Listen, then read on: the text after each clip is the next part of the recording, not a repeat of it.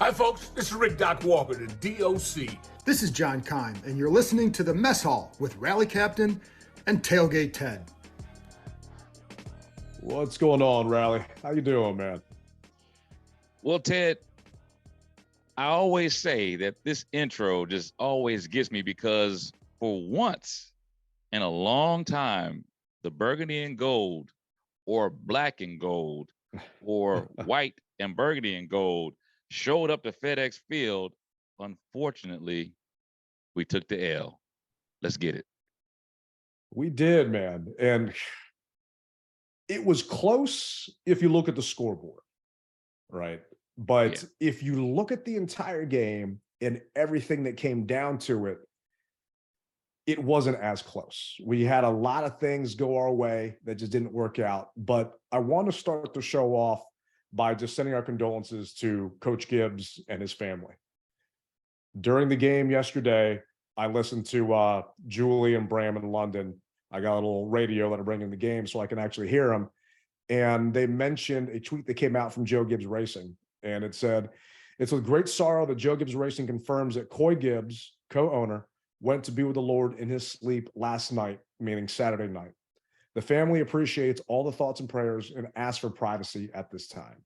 And Coach Gibbs obviously means a lot to all of us. And I started freaking out when Julie was making the announcement during her broadcast because she didn't say it was Coy right away. She was reading the statement and says, "Joe Gibbs Racing confirms," and she's reading it slowly. I'm thinking, you got to be kidding me. There's no way Coach passed. And it's sad that his son Coy passed. But I'm thinking, oh my gosh, if Coach passed today, this is cancel the game, stop everything going on right now. But I had a chance to meet Coy when he was here with the team, got a chance to actually, go over to the park and see them, and just thoughts and prayers out to everyone over there. I can't imagine what Coach is going through. Definitely. Rest in paradise, Coy. Rest in paradise, my brother. Yeah.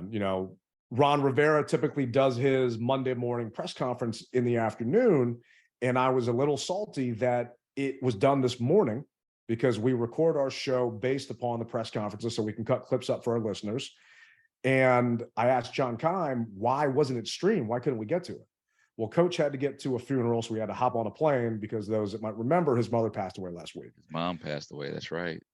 So, not trying to start the show off on a sad, sour note, but we just want to send our thoughts and well wishes to the families and everyone else there. And, just kind of want to get into the game and just move on. But, we appreciate everyone for, sending out their love as well. Definitely. Our prayers are with you. But before we jump into the game, last time we talked, there was obviously a lot going on with selling the team and all that news. There are a lot of talking heads out there that I don't agree with, a lot of national pundits that I think talk out of their ass and they have no idea what's going on. But Jay Glazer is one that I respect. And I'm not sure if you saw this because you and I were both at FedEx all day yesterday, but this is actually what he said on the Fox NFL pregame show. And it's continued this week as we bring in Jay Glazer. And we found out that their owner, Dan Snyder, has investigating selling the team. The question has been, is it for a percentage of the team? But you understand it's to sell everything, right? Oh, it's to sell everything. Look, we had Jim Irsay a couple weeks ago say, hey, let's start talking about removing him as an owner. But you're not going to need that, Kurt, because exactly right. It's to sell the entire team. And when I'm being told this, the asking price is going to go for about $7 billion. So Strahan could certainly buy that team.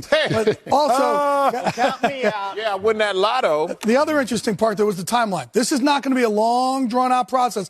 I'm told that the hope is to have this done within the next 6 months and actually have it finalized by the NFL owners meeting next March. So that's new news that the timeline is potentially moving this fast. And I'm a firm believer that it's the entire thing, because if it wasn't, they would have made a statement like they've made throughout the past couple of years, adamantly saying that this is false. So I do think all of it's going to go. Believe it or not, man, I was at the game yesterday, and there were fans that didn't want him to sell.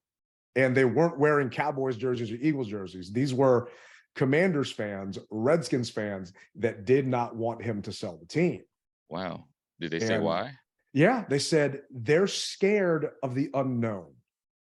they're scared of what a new owner and what a new stadium could mean, that they're going to get priced out of tickets, that it's going to be PSLs, that Jeff Bezos is going to be a worse owner than Dan Snyder. And I was dumbfounded. I said, okay, I appreciate you sharing that with me. I don't want to say who it was, just, out of respect. Yeah. And, I just shook their hand, gave them a fist bump, and I walked away. I just scared to get new ownership in here that's potentially going to bring in new blood, that's going to get us new facilities, because there's a salary cap. So you can only pay players so much. Right. But our stadium is not top 9. Our facilities are not the best out there. It's just things like that. When you're recruiting college kids and they go to LSU or they go to Bama and they're seeing all this stuff here, oh, you want to go play there. You want to go there on top of the parties and everything else.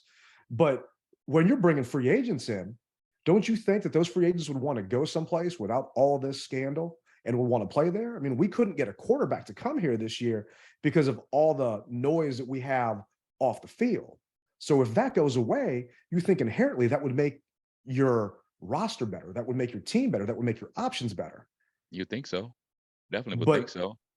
These fans were saying, no, they're too scared of it. Well, sorry, I can't agree with people with that mindset, because we all know what we've been through the past 30 years. Yeah.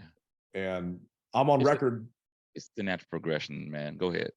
It is. And, Mrs. Snyder's been great to me. And, I'm a huge fan of hers. But if this thing does happen in the next 6 months, it's not going to turn around for the franchise in a minute. But the feeling in the lots ahead of time, I wanted to ask you, because obviously, you're walking around, and I barely could walk yesterday, but you're walking around and you're seeing everything.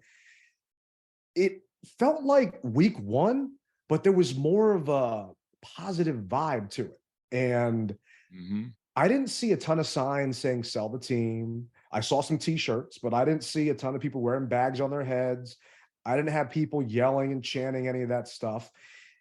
It just felt like kind of a black cloud is somewhat slowly clearing up, and it's not completely moving away, but you can start to see a little bit of a light shining, not coming through, but in the distance. How was it when you were walking around?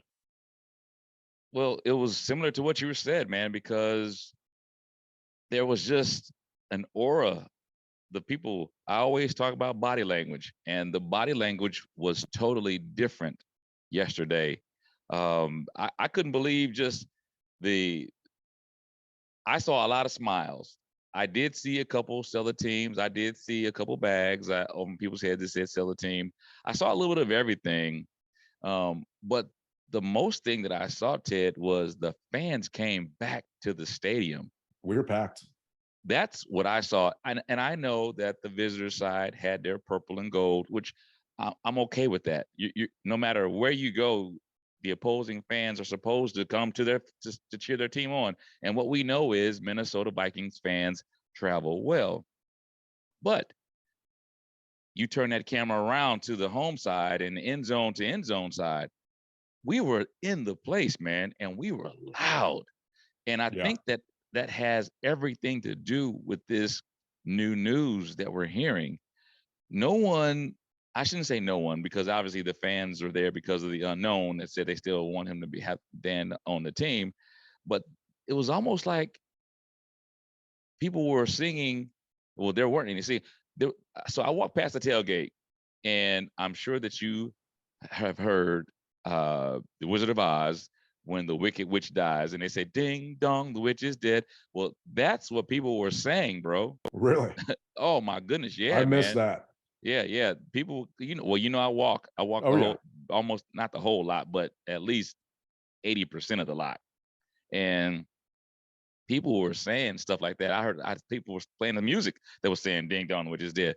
So, and they were just happy because of what is possibly to come. And we know that we have a lot of fans who just will not step foot onto FedEx Field grounds unless he's gone.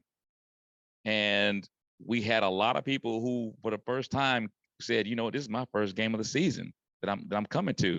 I'm like, the season? Yeah, because of the news. So whoever is going to get this team, whether it's Bezos, Jay-Z, Brian, whomever, it's going to be packed. Oh yeah, this fan base will come back. It doesn't matter if we're not winning. People want to come back. They want to be here. And you know, just like you had mentioned earlier, just some people just haven't wanted to because they don't want to spend it. And the sports junkies, all friends, and JP from the Junkies was actually at the game with his family. And the guys always trash FedEx Field. Yeah. And they say all this stuff. And JP was there, said, you know what? I don't know why people give it such a bad rap. It was a good time. It was a good experience. The fans were loud. And that is the loudest I have heard FedEx in maybe 2 years, you know, maybe 1999. I don't remember it being that loud. And yes, you saw the Vikings fans there doing their stupid little skull clap and everything else. But like you said, you know, they come to away stadiums. And I'm actually looking on StubHub right now. And I talked to a couple of Vikings fans that flew in, and they weren't from Minnesota. They were from Oregon, and they were from another part of town. And I'm looking right now. So section 106 on the lower level for a pair of tickets, $510 each for the Cowboys versus Vikings game. So this goes back to what I said shows ago. It is cheaper for fans of their teams, if they don't have season tickets at times, to go to away games. And we are, unfortunately, one of those away stadiums that don't have expensive tickets. Those Vikings tickets were going for less than face value. Now, your Cowboys ticket, your Eagles ticket's going to go for more, but the Vikings ticket was cheaper. So those fans came down here. We got hotels all over DC. They made a weekend out of it. And I was hoping they were going to fly home salty and pissed off and maybe a little IBS on that plane. But, you know, we saw what happened in the end. But it was a good time, man. I had fun in the stands yesterday. You know, I was worried it was going to be a bunch of signs blocking my view, a bunch of people trying to not make it about the game, trying to make it about the sale or the make owner, it about GAN. But that didn't happen, man. Well, so you mentioned that side of the house as far as being in the stands. I got to tell you, man, and this pisses me off what I'm about to tell you. Uh-oh. So here we are. Tresh punts the ball. I think it's down maybe at the 5. And I'm standing up.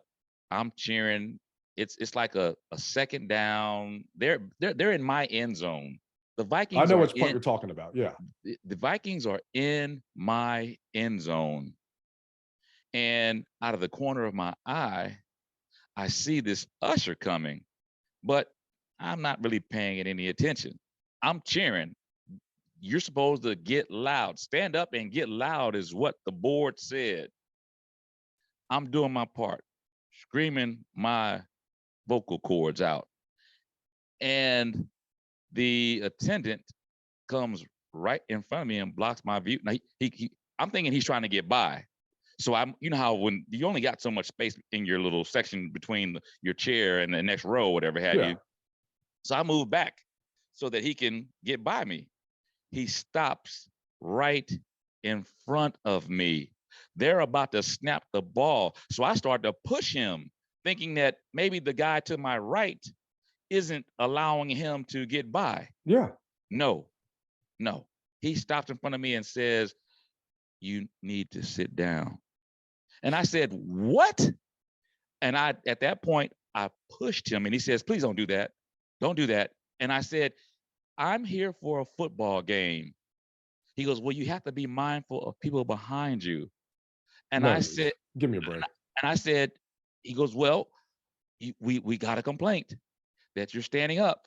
And so I said, "Man, just go." And I missed the play. I don't know what happened because I'm dealing with him. Yeah. So I pushed him down the aisle.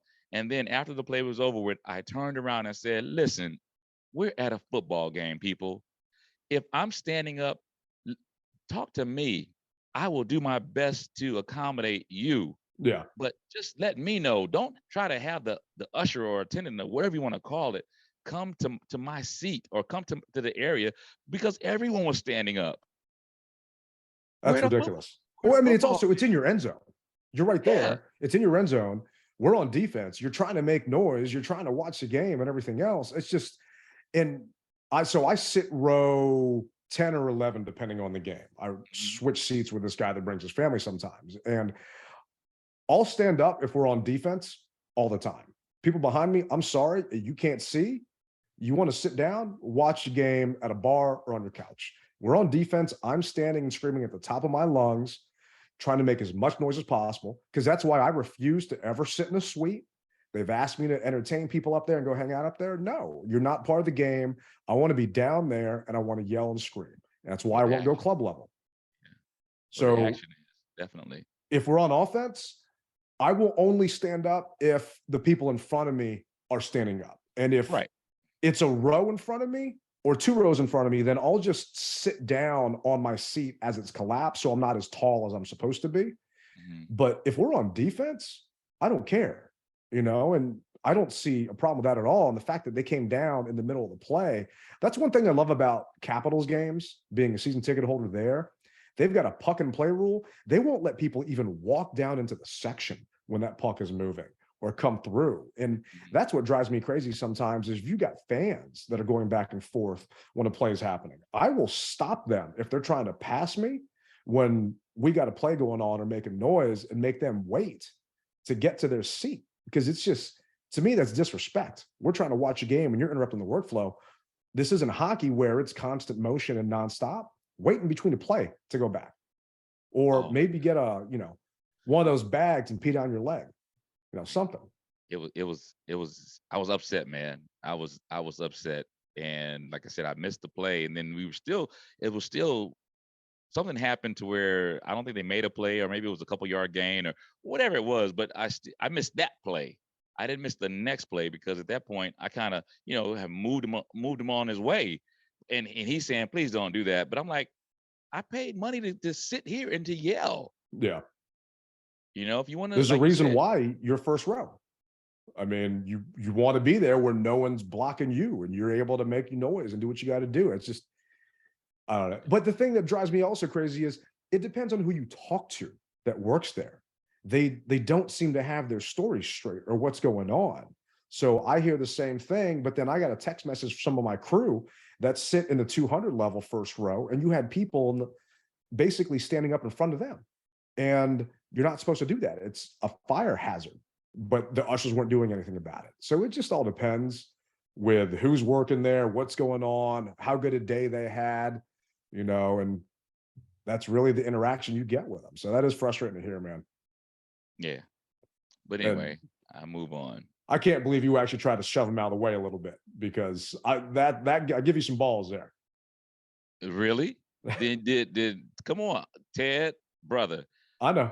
I'm here to watch a game, and so as I said, I'm thinking that he is trying to get by me to talk to the next person to my right, is what I'm thinking, because he was moving. He came from the left, moving toward the right, and I actually thought that he was coming to talk to them for whatever reason.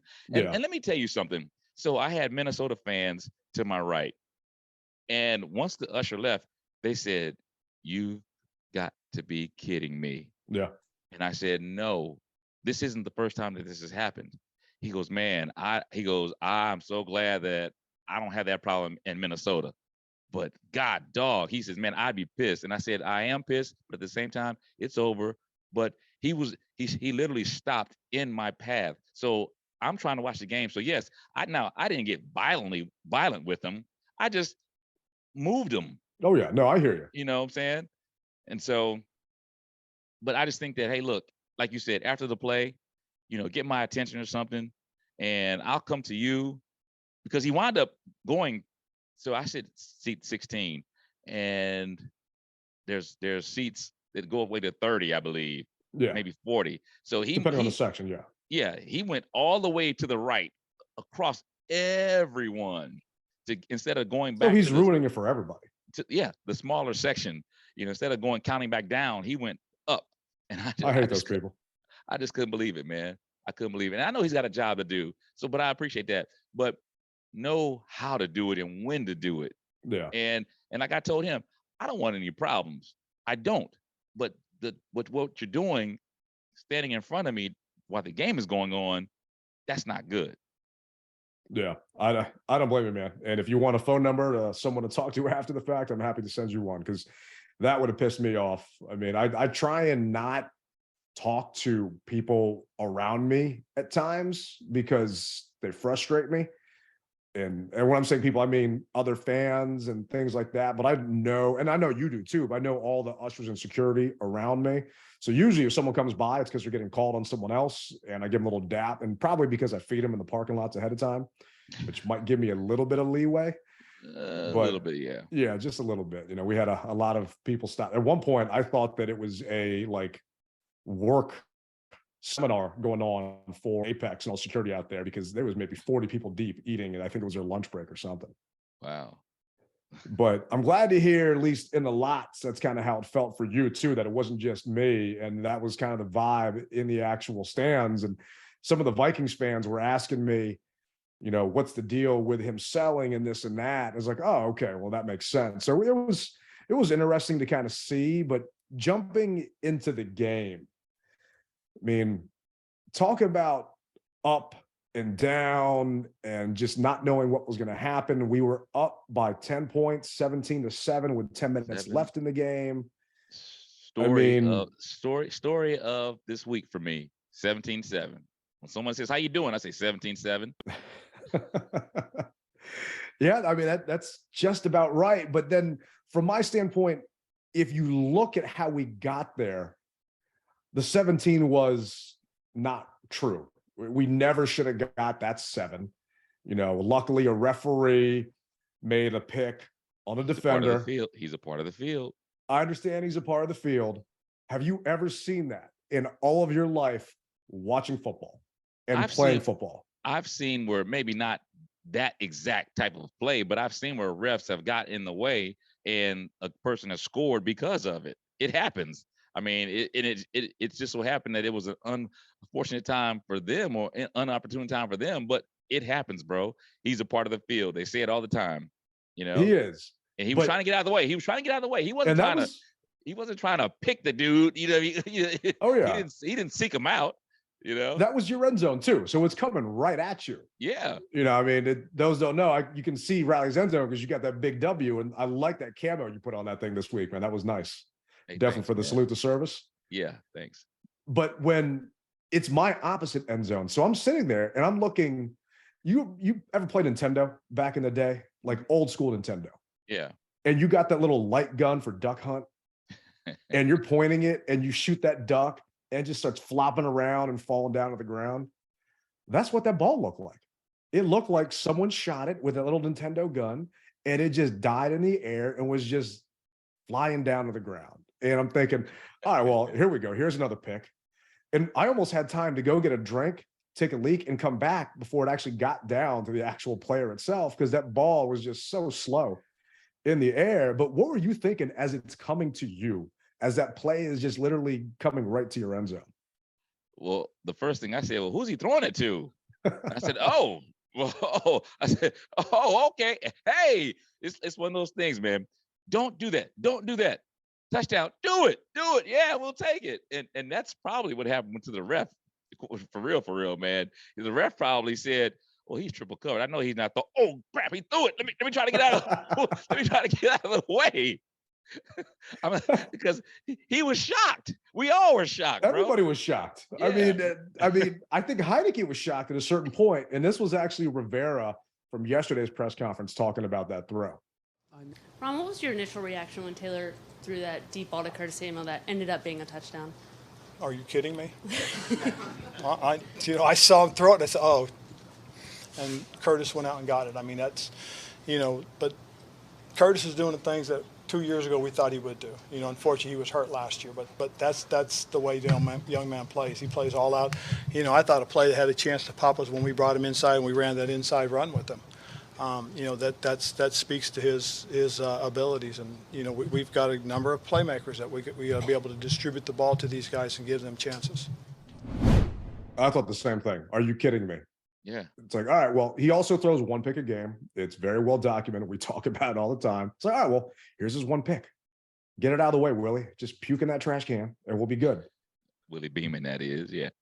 But I mean, hats off to Curtis for keeping his concentration, catching that ball, and then tumbling into the end zone and having maybe one of the most badass touchdown celebrations I think I've seen in a while from this team too. That was nice. Mm-hmm. Yeah, the crowd went crazy. We went wild, man. And Well, it's because I don't think anyone realized what the hell just happened. Because okay, he caught it, and then thinking, okay, he caught it and he was down, but then he rolled into the end zone after that. I mean, it was something that I don't think I'm ever going to see again, going to as many games as I've gone to. And that was a YOLO ball.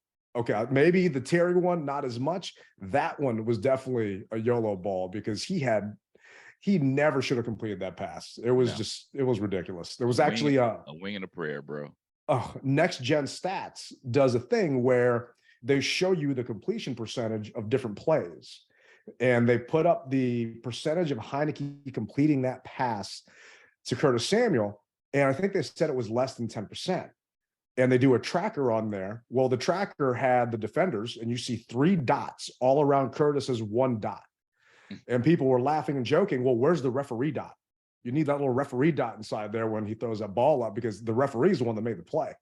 Yeah. So, but it was ups and downs yesterday, man. Ups and downs. And a couple of the downs, the John Ridgeway penalty. You got a lot of people, I don't know, we're jumping around, but to me, people are saying that was the deciding factor in the game. To me, it wasn't. It was a penalty that should have been called. It was a legit call. And Rivera is still doubling down on the fact that he thinks it was fine. After the game, Walt Anderson, NFL Senior VP of Officiating, actually talked to the media pool. And he said here on the penalty, the rule protects the long snapper on field goals and point after attempts. Mm-hmm. You cannot make forcible contact to the head and neck area because he's by definition defenseless until he has time to protect himself or to move down the field. Then he's no longer defenseless. So the call there was 91. The defender made forcible contact to his head and neck area immediately after the snap and before he had time to protect himself. And once again, that was your end zone. I feel like everything's happening down there lately. I mean, what were you thinking when that happened? Did you see it go through? I mean, literally, I think that was right in front of you. Yeah, the field goal or the field goal was right in front of me. But I got to tell you, man, I'm doing everything in my power, waving my flag, my hands, and try to distract the kicker. So I didn't see exactly what happened. Now, I am going to, after we finish this pod, I am going to watch the game to get a better understanding because as well as I do, when you're live, you just miss a lot of stuff. And so a lot of times I will get on Facebook and say, hey, what happened on that play? Because you just don't see it. So when I get back, or not get it back, but when we finish this up, I will go ahead and look at the game and have a better understanding because it totally is a bang, bang, right there. And it went over my head. So I didn't see it. And those that are watching this on YouTube, it is Friday the 7th at 4:43. We'll put the clip up. I mean, I went back and I looked at the entire thing. And Monday. Yeah. I'm all over the place now. And it was apparent, man. He bum rushed him. He went right over top of him. And the thing is, there was a extra point attempt that happened prior. So on the game tying touchdown, there was an extra point where he just ran over the guy. And the Vikings coaches made a point to tell the referees, hey, look for this. And I'm not sure if you can see this right now on our shared screen, but this is the play. Ridgeway just bowls him right over. Yeah. And this was the actual extra point. So you can see his neck is still down and he's not ready. Then he's defenseless. Yeah, you can't do that. So I had people in my section saying, what the hell just happened? What the hell just happened? I was like, well, that's exactly what happened. This is the play I'm talking about. This was the actual extra point that happened prior. Ridgeway does the same thing. Coming through here, snap, boom, plows him over. Can't do that.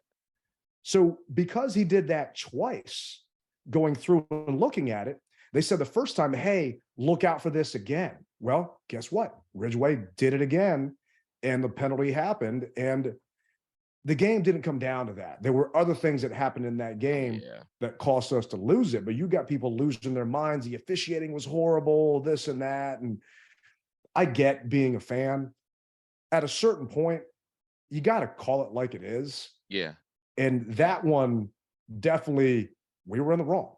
It didn't look right to me at all. But this was Rivera actually talking about it.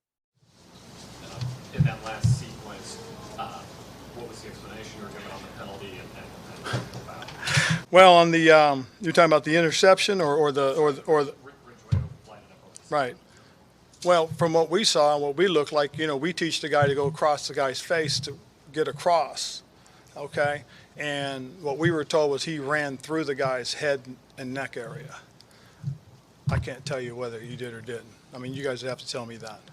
I didn't see what it looked like on replay was he did his technique, went across.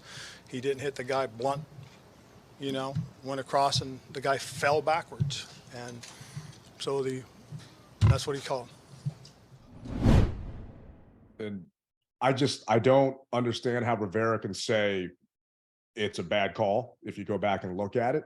And I want to go back to last week's game to see if this is just something that Ridgway's been doing that just hasn't been called and he's just been getting away with it. Because if that's how you're teaching it and that's what you're doing, then you're teaching the wrong technique. And how can you blame Ridgway if that's how he's being taught? Right. If he actually got it wrong, then okay, that's a little bit of a different story. Yeah. And one of the biggest things that I remember, and I'm sure you remember as well as pretty much the fan base, Rivera said, if you know where I'm going with this. I know where you're going with this. If they do it the wrong way, then they're to blame for it. But if they do what we asked them to do, then I'm going to take the blame for it. So it looks like, my brother, you're going to have to own this one if that's what you're teaching, which I can't imagine you teaching that. And Nate Katzer is one of the best special team coaches out there. So I can't imagine that either. I didn't have a chance to go back and look at past games to see. But Rivera doubled down on it again today, saying, I don't agree with the call. I went and looked at it and looked at it and looked at it. And I mean, he didn't hit him with his shoulder pads. He didn't hit him with his helmet. He crossed over and caught him with his hips as he was going into the gap. I don't know if coach needs LASIK or just was looking at a different film or what's going on. I do think he might need glasses or maybe a new prescription, because there were a couple things I'm wondering to myself, what was he looking at? What was he thinking? Another example is that challenge he decided to do on Taylor's spin move, right? On the 3rd and 1. I'm thinking, okay, because this was what? I don't even know what yard line it was, but it was maybe 50 yards away from me. So if he's challenging it, I'm thinking he's getting word from up top that it's a bad spot. You would think, right? You would think. And you go back and look at the actual review, we were maybe a yard and a half away. Yeah. And once again, that itself didn't cost us the game, but that cost us the timeout that we definitely could have used in the end of the game. We needed it. I mean, it's just things like that. It was a culmination of the special teams had a great month last month, great time last week. Tress Way got special teams player of the week.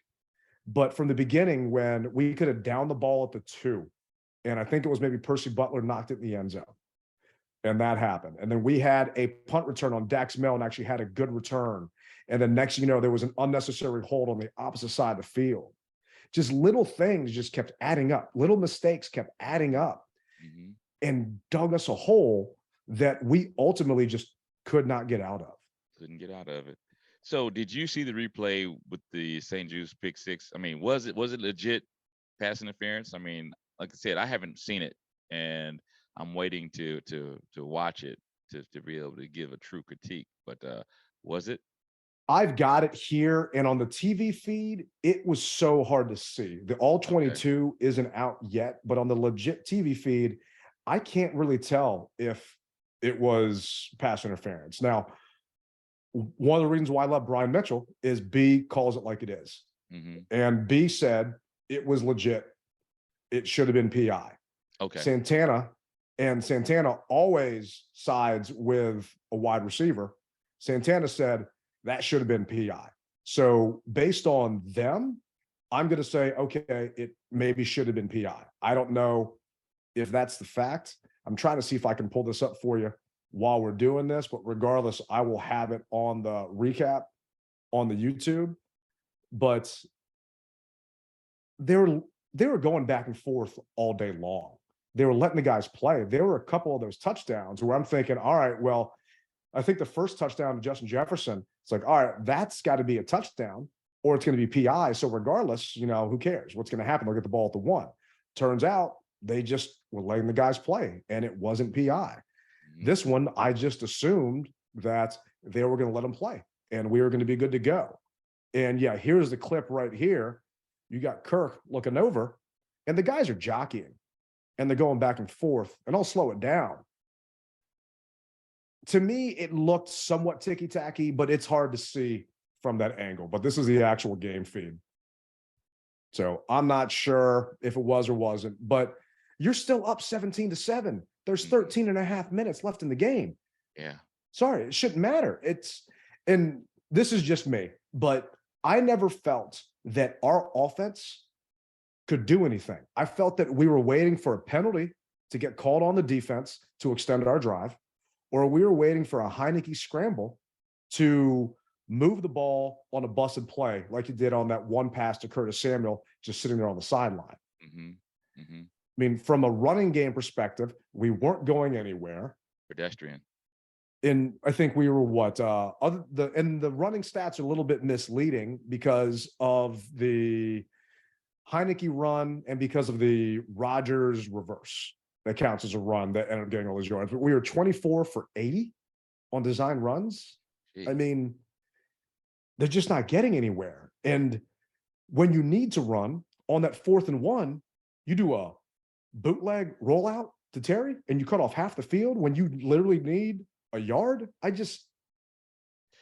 gotta tell you, I'm tired of this finesse football. That's what I call it. Yeah. You get an F in grade and it never works. What happened to lining up in the eye, fullback, tailback, quarterback, handing it off either to the fullback, straight up the gut, tailback, but we got to try to finesse it. It's 3rd and 1 and we're in shotgun. So now that means that the guy's 3-4 yards already back. Come on, guys. Why do we make this harder for ourselves? What do they say? The shortest point between two lines is I forget. What you know what I'm trying to say. I'm pissed off. I can't even speak because I'm so pissed off. The straight right line, now. the shortest distance to get between here and there. Yeah, I know what you mean. A straight line. Yeah. A straight. So imagine for the quarterback sneak that Taylor did last week in Indy, they didn't do that. And he scored a touchdown. Yeah. So why are we trying to do that? Why are we not doing that again? It worked. It worked. And do you remember that one play where we went I form and they brought in Alex Armah, who is our fullback? They picked him up a couple weeks ago.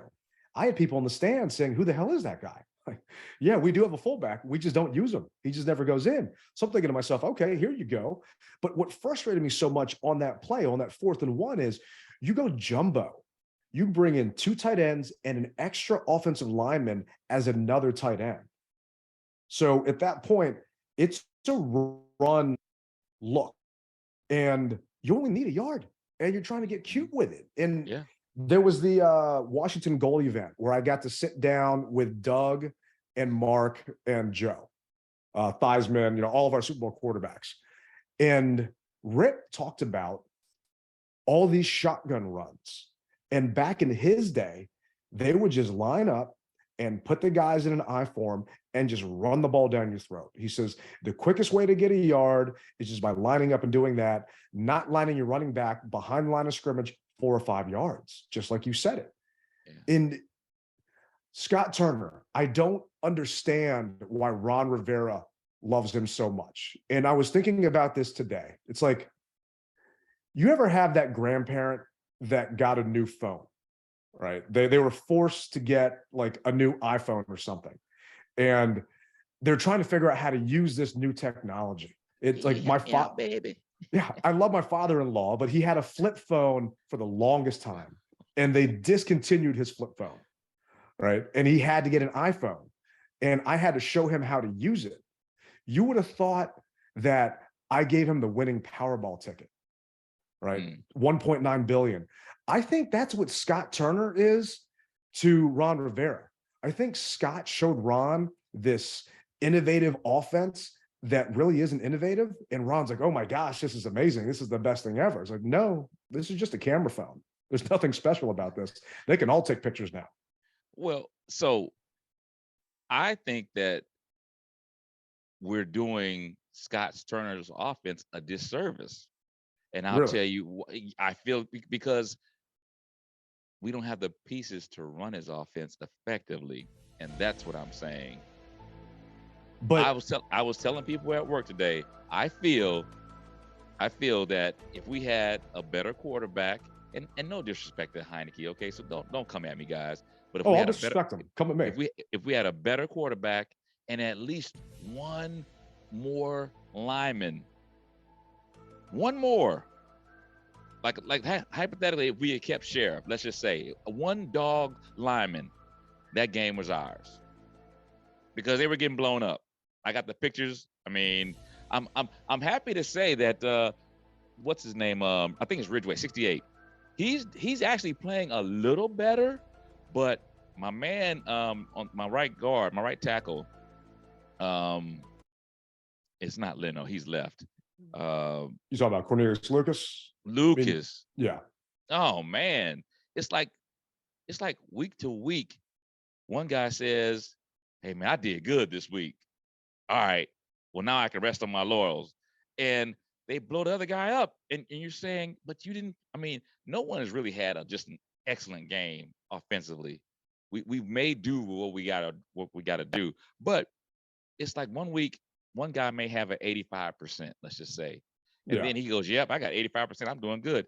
But then the next week he gets 50. It's like, wait a minute, why can't you keep that 85 percentile at least? If our linemen could keep 85 to 90 percentile, man, you would see a different offense. But hey, we know our quarterback doesn't have the time, and our linemen are getting blown up. So that's why I say they're doing his offense a disservice. I honestly believe if we had the pieces that we needed, that you would see a better offense. But to me, you can't, at least not you. I'm not saying you can't, but I can't think of it that way because this is your offense. This is your team. This is your roster. You have to adjust. If you can tell that your left tackle or right tackle is getting blown up and can't handle the speed rush at that point, you put a tight end out there to chip before he goes on a route. You put a running back out there to chip before it goes on a route. But they love going no back sets. They love going 5 wide, right? So you know at that point, if I'm a defensive lineman and they're going 5 wide, I'm pinning my ears back and I am running my ass off to get to that quarterback. You are doing your offense a disservice by putting them in these formations. How many times have we seen a team get a crucial first down on us on a tight end that is blocking, and then boom, goes and leaks out. Sneaks out, yeah. Same thing for a running back. And you can at least chip and help, but you have Scott Turner that thinks we're the greatest show on turf, St. Louis Rams back in the day were Kurt Warner, and we're not. So we asked that question today on our listener line, like, where did it go wrong? We were up 17-7 with 10 minutes. Where did it go wrong? And we got way too many text messages from too many pissed off people. But a majority of it, I'd say consensus of it is the play calling, Scott Turner, constantly. And that's one thing about Coach Gibbs that, love the man. He fit his system around his players. And you had Ryan Fitzpatrick on, I think it was the Thursday night game, talking about how, no, Turner doesn't do that. The players fit the system or the system just fails. That's why it's not succeeding here. Yeah. You just can't do what you want to do. Brandon Sheriff isn't here anymore, right? We've got 2 Commanders that are trash. And it's just so frustrating because he's not making adjustments and he's doing these just ridiculous play calls like that flea flicker to get Bates on that touchdown. Like, Why would you waste that play there? Why would you even call that there when we're moving and you're shooting yourself in the foot at that point and slowing things down and taking momentum away from yourself? You know, It's rough to watch. And you're right. He has to do what he work with what the players he has in the system. But at the same time, man, it's difficult. And we know that he's trying, but it goes back to what I told you, man. You are the Papa Goose, and you're supposed to know what your children can and can't do. So if you know that they're having an issue, hypothetically blocking to the left, then don't have them block to the left. Have them block to the right. What's their strong suit? And something that you said about, so you keep the tight end in the chip. So okay, so the tight end goes to the right side to chip, but then the left side gets blown up. So everything that you thought that you tried to do on the right side, it just didn't work because the left side gets blown up, or vice versa. So, but move the pocket, slide him out. He's getting passes batted down left and right. He had 4 passes batted down in the first half. Move the pocket, get him out of there. So you know you're going to have a little bit more time over here versus over there. You know where the pressure is coming from. And, clear you know, window. Yeah. it's just different things like that. And this was actually Rivera talking about those batted down passes. It was a little bit high. He had a lot of passes batted down today. Was that what do you think the explanation was there? Well, I think one thing is they were stymied at the line and just jumped. You know, I mean, if you look at him, I think only one was one where he pushed, the rush was pushed all the way into his face and got it knocked down. The other ones just looked like it was guys that were stymied at the line and jumped just as he was throwing the ball. And it's just Taylor has said it himself, and the coaching staff has said it himself. He does better in turbo sets, 2-minute drill, no huddle offense. Why aren't you putting him in those situations? Why are you constantly letting him having to go into a huddle and defense time to adjust? I think it's twofold, Ted. I think the reason why, because if it doesn't work, I think the issue realistically is, so your defense is playing lights out. You just got them off the field for a stand, and now you're going this turbo, and now hypothetically you're 4 and out without moving the chains, and now you're putting your defense right back into it. So I think it's probably they're trying to give the defense just a little bit of a break, even though that doesn't work with our offense, you know. And the defense, because I don't think that some guys even came out this last game. I don't think Jamin Davis came out. Maybe he did, maybe he didn't, but those guys are tired, man. And so yeah, I know they get paid a lot of money to play, but they're human, and that battery wears down like anybody else. So I think what he's trying to do is just give a little bit more time for our defense to get set again, man. So you're giving him more credit than I am, because I don't think Scott Turner thinks about our defense at all or what's going on. You have to. You have to. You would think, but I don't think he's doing that. And Jamin played 82% of the snaps. Okay. So St. Juice played 100, Cam Curl played 100, Kendall Fuller played 100. And yeah, you saw St. Juice all over TV. If you were at home and you weren't watching it, but he had a heck of a game.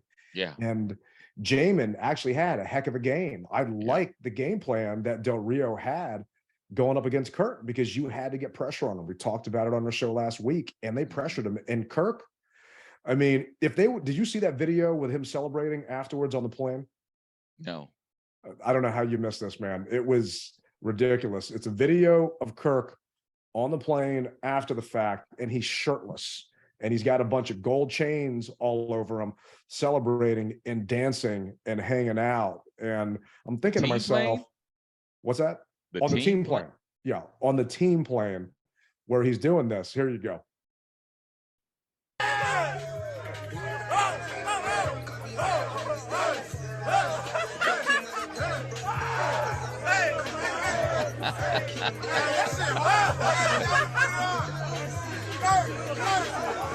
But I'm showing that to you because I'm thinking to myself, if this was 2 days after, all of those bruises are going to show up. They're not showing up right now because the game just happened, but he was getting hit. He was getting leveled.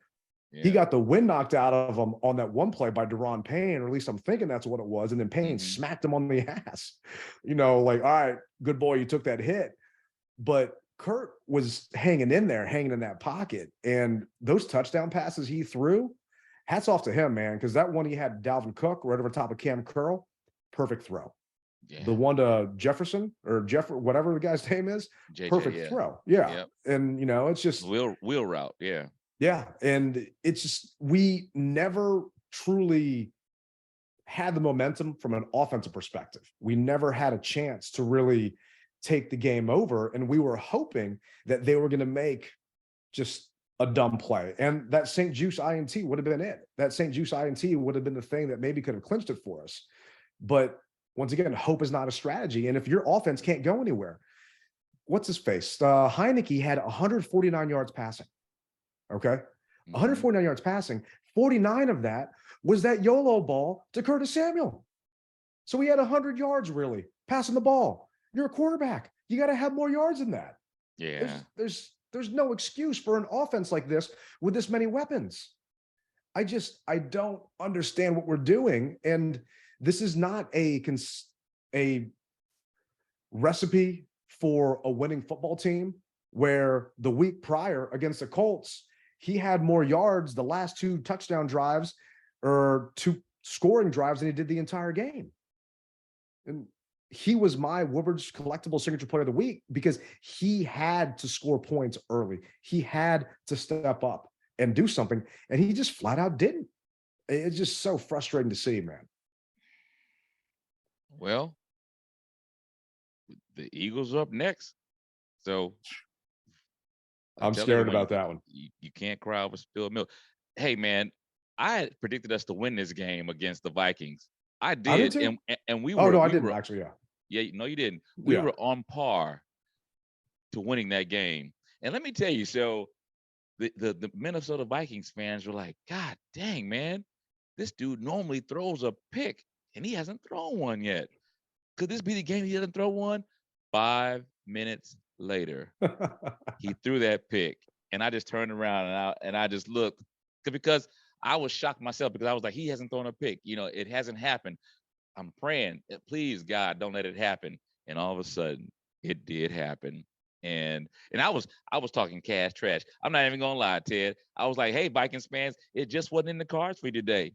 It just wasn't in the cards for you today. So you're up by 10 points. I don't blame you. Yeah, there's a guy who made a video who came back, hey, rally captain. And I turned around, he goes, guess it just wasn't in the cards for you. So, because man, Ted, bro, dude, I knew we had this, man. I knew we had it. See, I don't want to say I knew we had it. I didn't feel that way because we couldn't go anywhere on offense. But the way the defense was playing, they were lights out. Yeah. The Junkies were talking to John Keim today on their show saying, this is a playoff defense. If you're going into a game like this is an actual playoff defense that can help you do something. But your offense just isn't cutting it at all. And it's just so frustrating to see. And okay, maybe Jahan comes back, but I'll tell you why I'm so frustrated. And it's not because we lost the game. I picked us to lose the game. I thought we were going to lose by more than we did. So I'm happy about that. I'm pissed off and frustrated because now this gives Rivera fuel to sit Heineke after the Eagles game and put Wentz back in. Unless Heineke wins, but go ahead. Yeah, and I'm going to win the Powerball. But if Heineke would have gone 3-1 these 4 games, and even if he would have S the bet against the Eagles, you still have a narrative when you can say, no, Heineke is still winning. We're on a win streak. We're 3-1 right now. Let's keep him in.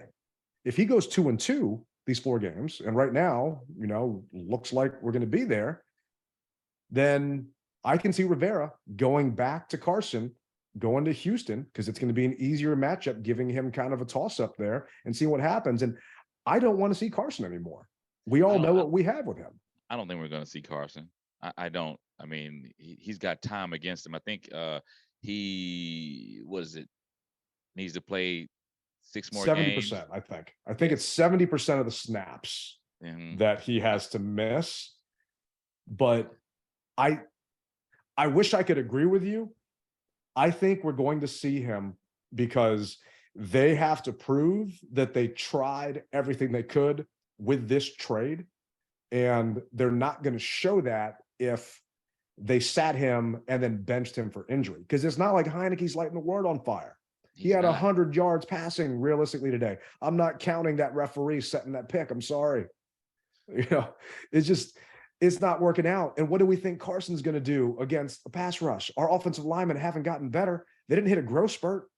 They're just getting older and slower as each game goes by. So I'm just scared to see what happens, because at least Taylor has kept us in games where Carson has kept us away from winning games, the way he just refuses to climb in a pocket and the way his release just takes forever to get that ball out there.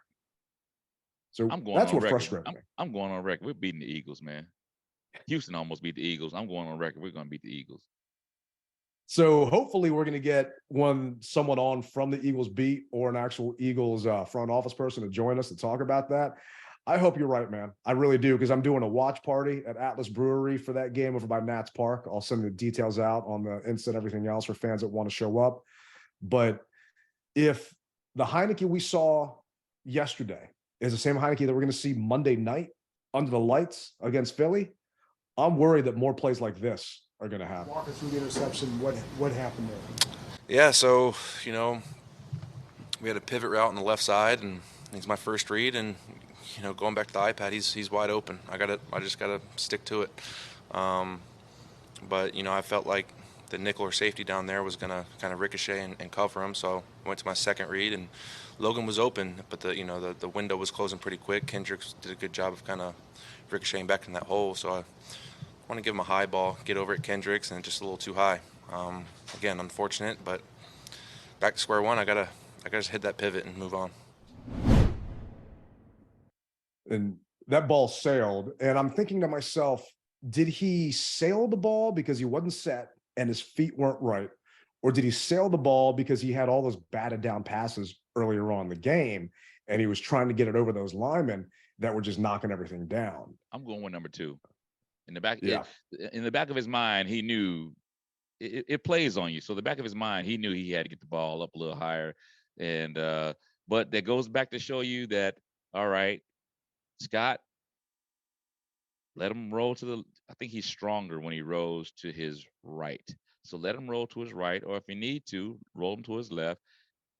Create that lane so he can see. Now I know that when you do that, though, the bad thing is you become more vulnerable.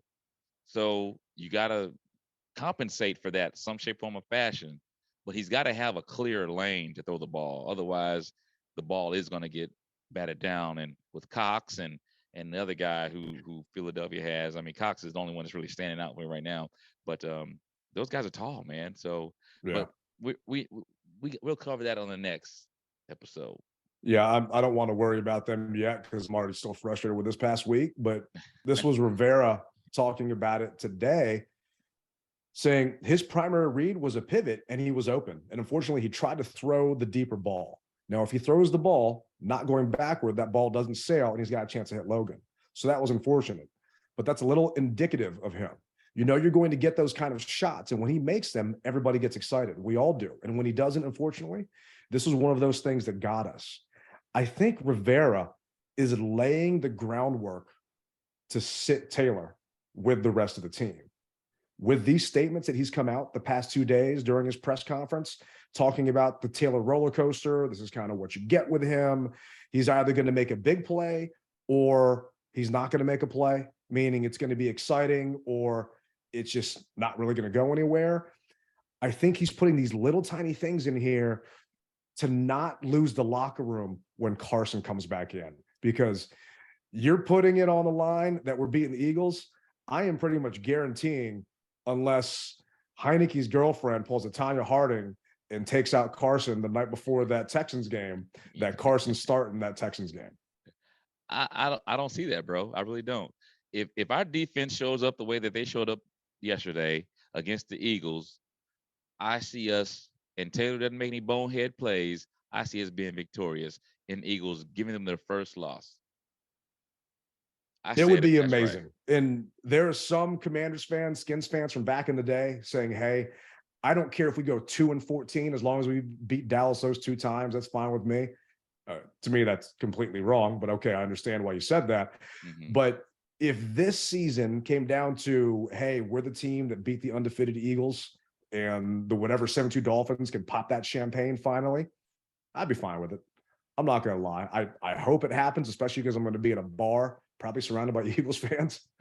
But, we'll see. Well, I'll what's be going there. on. I'll be up there surrounded by Eagles fans. So, hey, we're in the same boat, bro. Yeah, man. I'll be praying for you. But we did ask for some voicemails, and I'd be remiss if I didn't play what Cord left us here today. Cord. Yes, my name is Cord. Calling in about the game yesterday. Taylor Heineke, he throws an interception in a crucial time of the game. Can't do that. I understand that. But these refs, man, a pick six, he called back for a little bit of pushing and shoving on an inaccurate throw by Kirk Cousins. I mean, you gotta let that play out. That hurt us bad. Our defense, I think, has played one hell of a game the last 3 games. This offense is, we got to stop making the magic happen to start playing football. Play calling. Got a better play call. Got a better play call. I don't know what they're doing there, but, challenges, they say they get off a chart. Well, I don't know they need to throw that chart away. It's not working. But that's what I got. Yeah, and they talked about analytics in a chart and when to call a timeout, when not to call a timeout. I mean, you would think you'd want to call a timeout before the 2-minute warning because it saves you 15 seconds there. And Rivera said, no, I got a guy upstairs with a chart looking at it. I'm wondering if that guy with a chart is the same guy that's telling Rivera to challenge on that Heineke run. You're going to get a yard maybe for a first down, or you keep your timeout.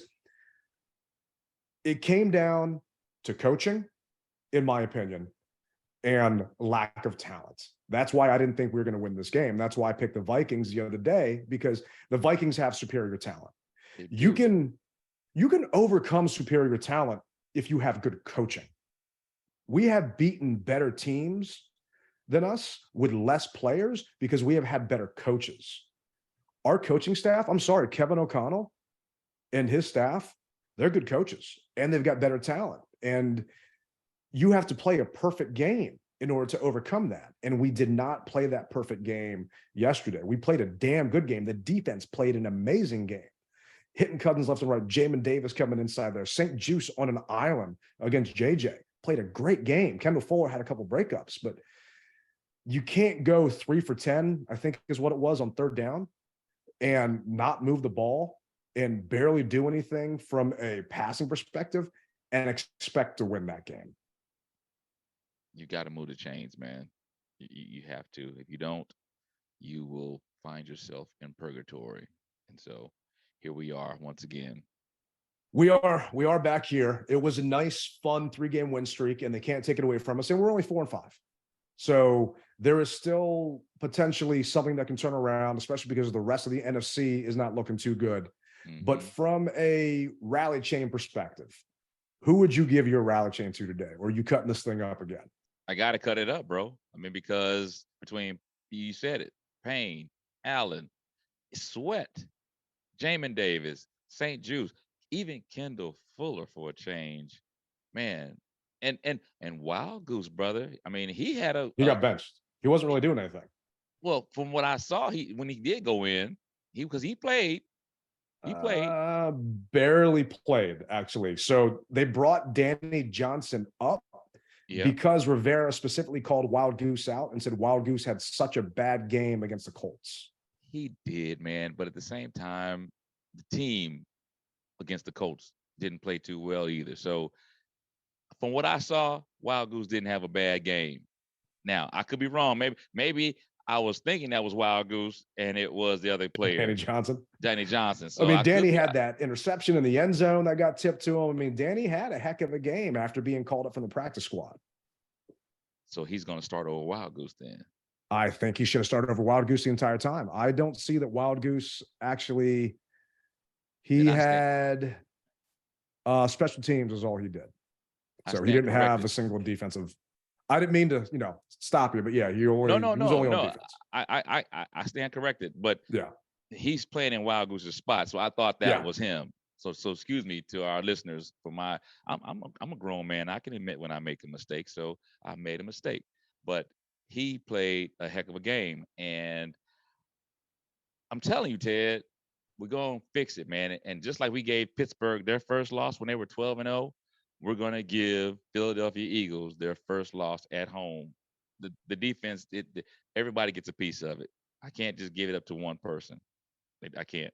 Well, since you gave it to pretty much everybody on the team that deserved it, for me, can I give it to a referee?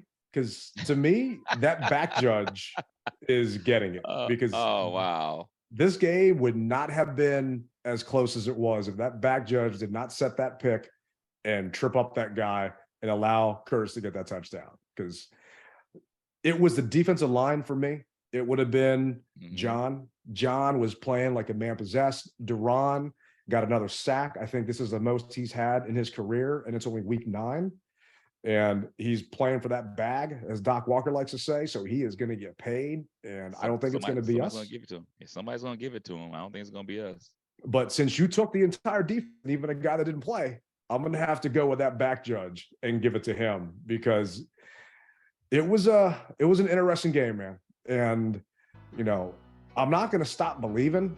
I still got faith in these guys that they can do something, because the defense is playing like a team, because Jamin Davis is playing like a guy with his hair on fire. And we've got previous episodes just calling him out left and right. And I'm not listening to him, but maybe that kind of, you know, kicked him in the tuchus a little bit. And he's starting to think, all right, I can't let the mess hall boys down. So I'm believing in this defense. If this offense can start to do something, then we got a shot at maybe getting that 7th seed and then seeing what happens. But fix it, Scott. Fix it. Or bring in a bingo caller and see if he can do it, because that didn't work last time. But, well, we appreciate you guys for hanging out with us on, unfortunately, it wasn't a Victory Monday pod, maybe a Misery Monday, but good thing is we're all in this together.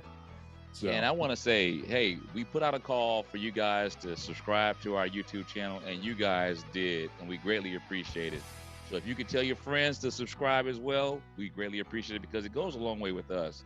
And I always say, from week to week, you could have been anywhere else, but you decided to be with the DMV Mess Hall with Tailgate Ted and Rally Captain, and we greatly appreciate it. No matter what, don't stop believing. And you rep it hard, or you don't rep it at all. Rally Captain, Tailgate Ted. We're going to be out.